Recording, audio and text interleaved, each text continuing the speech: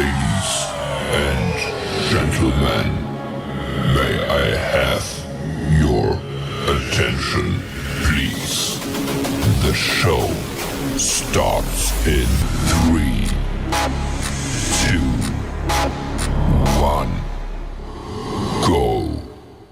Good morning, CaneSport. It's October 14th, 2021. I'm Gary Furman, the publisher of CaneSport.com, joined as always by our managing editor, Matt Shodell, as we discuss the news of the day. And Matt, about 48 hours or so, maybe I guess 53 or so from kickoff on Saturday, and a lot of buildup, a lot of anticipation for this North Carolina game. We talked a little bit about it yesterday, about how the game wasn't exactly as we would have expected it back in August, but in a different kind of way. This is a really big ball game for both teams, and I'm seeing a couple different camps that are a little rattled going into this game.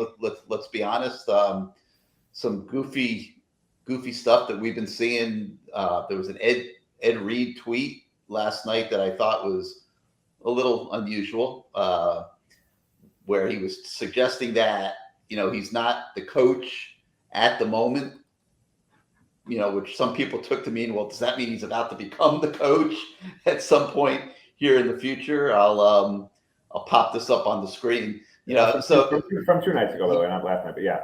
He says, just so we're clear, at this moment, my title is chief, not coach. And then he says again, at this moment.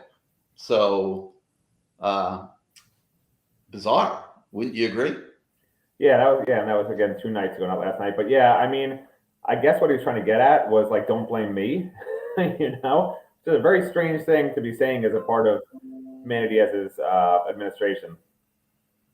So, and then you take the North Carolina side of the equation, where you have Mac Brown sort of needling the media a little bit that their expectations for the Tar Heels this year were too high, that the team wasn't as good as people were saying it was going to be. But at the same time, he was talking the team up before the season, talking about how he felt that they were going to be way better than what they are. So how does that pertain to the content on the site this morning? Well, we do have a Mac Brown press conference that we're bringing you as one of our content items this morning, where Mac talks a lot about the Miami game and how he sees his Carolina team shaping up to go against the Hurricanes. And then we have a couple other interesting stories. We've got a Mike Harley blog where he discusses all the things that have been going on with the team over the last week or so, and his perspective on it as they get ready to head to North Carolina. We have a story with Ja'Kai Clark, who's going into his second game as the starting center. Little bit of an interesting situation there. I mean, Ja'Kai was hoping the red shirt this year. He's undersized. He needs to bulk up, needs time to do so. And they were going to let him do it. But when Corey Gaynor got hurt and now is out for the year, they decided, Ja'Kai, you got to go. And he'll be the center moving forward. And he talks a little bit about how the offensive line has just not been playing up to expectations, Matt. And that's no secret. I mean, everybody that watches this team, covers this team like us, we know the O-line has really been struggling this year. The question is, can they improve from what they've shown us early in the season? Your thoughts? I don't think they can really get worse. They look better the second half of the last game. They've only played 2 games together with this starting group. They had a lot of injuries early in the year. And, on the offensive line, you need that cohesion and sort of knowing what the guy next to you is like and what they like to do and what they're going to do and how fast they get to this spot or that spot, you're pulling or whatever it is. So, yeah, I do think it'll be better. All right. Obviously, they're not going to win a lot of games if they don't start playing better. So that'll be a critical element of Saturday's game. No question about it. All right. Also today, we've got You Bet CaneSport. Lee Sterling, our sports handicapping expert, is back to break down the Miami, North Carolina game from a gambling perspective. A line that's wavered between 7 and 10 points with North Carolina favored. We'll get, you'll get Lee's perspective on that in the You Bet CaneSport show. Also, a story with Corey Flagg, who played a little bit of linebacker in last year's Miami, North Carolina game. And look, the defense got killed, Matt, in that game. Just absolutely crushed. North Carolina was able to scheme things up. They were able to do anything they wanted. They put up a school record yardage total of offense against Miami, which is just unfathomable. I mean, it was like the Canes defense wasn't even out on the field in that game. How can Miami now, obviously the personnel is different. You don't have two NFL running backs on the other side of the field, but you also don't have two NFL defensive ends playing on Miami's sideline either. So after scheming it up so well last year, what are your anticipations for Saturday's game? Does the Miami defense, with a year to figure it out and what Carolina was doing against them, come out much better tomorrow? I mean, I think it's a combination of things. I think North Carolina's run game isn't as good. Their offensive line's not as good. They don't have the same type of personnel on the line or at running back to dominate like they did. And, I think last year, if you watched that game closely, you saw like Jalen Phillips was constantly rushing upfield, just trying to get sacks instead of, sort of beating his man into the backfield and looking for the ball for the run game. I think guys were a little too anxious to try and make the play and sort of make themselves look good. So, this year it's a defensive line that's not a bunch of great players, and they have been better against the run. Not great, but average. 3.8 yards a carry they're allowing. I think that sort of a defense where they're not, just rushing up the field trying to get sacks every play, will actually be a benefit against a team that is going to probably try to establish the run a lot. All right, so time's going to tell on that front. Whether they're able to bounce back sufficiently. It'll obviously be the key to Saturday's ball game. Oh no, I think the key is the secondary. I mean, Sam Howell's going to light up the secondary. If North Carolina is going to try to win the game running the ball, they're not going to win. I mean, that would be a mistake. I think the secondary is in for a lot of hurt on Saturday. So a little bit of a different approach, you think, from Carolina because of their change in personnel. A little bit more reliance on the passing game, you think? I just think they're going to find it. Like, look, last year, I'm not sure that North Carolina went into the game thinking they were just going to run the ball the whole game. I think they just realized Miami has no answers for these runs we schemed up, and they just kept doing it, And yeah, if that happens again, Miami will lose because of the run game, but I just think it'll be better against the run. And then I think North Carolina's going to realize, oh my gosh, if they haven't already seen it on tape, I mean, this receiver's running free all day long against these previous opponents. Just some of these quarterbacks weren't real good, and some of them did have success.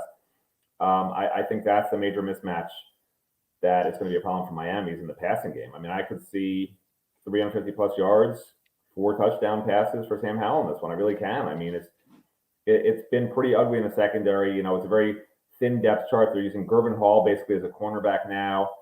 And while North Carolina doesn't have those, multiple stud receivers, they only have one right now. They have enough guys that will get open, and if they catch the ball, it's going to be a problem. All right, so obviously, like I said, that the overall, we'll say the overall performance of the defense is obviously under a microscope going into this game because of what happened a year ago. Also, this morning we've got the Lamar Thomas podcast of the broadcast from last night. You'll want to make sure if you didn't listen to the show live to check that out as you have time here in the next day or so. And then we've had so much focus on recruiting, and all the news has not been great this week. We've had a decommitment. We've had another recruit appearing like he's going to decommit. So things have not been hunky-dory in recruiting land for the Hurricanes. But today we kind of go outside the box a little bit, and we bring you the story of a 2024 defensive tackle who is feeling Miami right now. Long way to go, obviously, 2024. But it's nice to get some good news for those of you looking for to feel a little bit better about Miami recruiting. And then just an incredibly fascinating story on the website this morning, talking to a parent about, his perspective on what might be happening with the coaches. And that, of course, is Kamari Rogers' dad. And he just gives some incredible insight into like what it's like for a recruit right now who's committed to the Canes with all this uncertainty in the program. And one of the amazing things about that story, Matt, was his declaration that DeMarcus Van Dyke, who's been recruiting them, basically told him, hey, no matter what, we're here for the next 2 years. Your thoughts on that? Well, I mean, Kamari Rogers' dad is a high school coach, and he knows how it is. And he wanted to have a frank discussion. What's going on? Are you guys still going to be here? I mean, what's DeMarcus Van Dyke supposed to say? No, we have no idea. We might be gone. I mean, I'm not sure he had a choice. I mean, it's a little weird he put the number 2 years on it. I don't know where that came from, but I'm not surprised that, oh yeah, we're going to be here. That's a normal thing to say. It's just weird that he said 2 years, almost like they've been told that. That's what's weird. It's just been oh yeah, we're still going to be here. No signs we're going anywhere. That's normal for coaches to say that, even if they don't know when it's recruiting. But say we have 2 years, it also makes it sound like Blake James told them they have 2 years left. It's bizarre. Or maybe that's Manny Diaz's contract what he has left, and they expect to uphold it. I have no idea why he said 2 years, but that's clearly what Marcus Rogers said. DVD said to him, 2 years. It goes back to that cry for transparency that I've been making. Don't leave the fan base out here twisting in the wind. If you've decided that no matter what, there's not going to be changes, tell everybody. Be man enough to step up and say, I, Blake James, this is my call, and I'm not making changes. Because if you're telling recruits 2 years and it's not really 2 years, I'm not sure that's fair. At the same time, you do want to try to hold the recruiting class together the best you can if you're a coach. So the whole thing is not ideal, and it's obviously something that's going to unfold here in the next few weeks, more than likely, either in a positive direction or a negative direction. And we'll see what happens. I just hope they choose transparency and that everyone's not left guessing, from fans to media to recruits parents, because that's not a good situation for anybody. All right, well, that's going to do it for today, everyone. A lot for you to dig into on the website. We'll come back at you tomorrow with more. For Matt Shodell, I'm Gary Furman. We thank you, as always, for joining us on Good Morning CaneSport. Have a great day, everybody.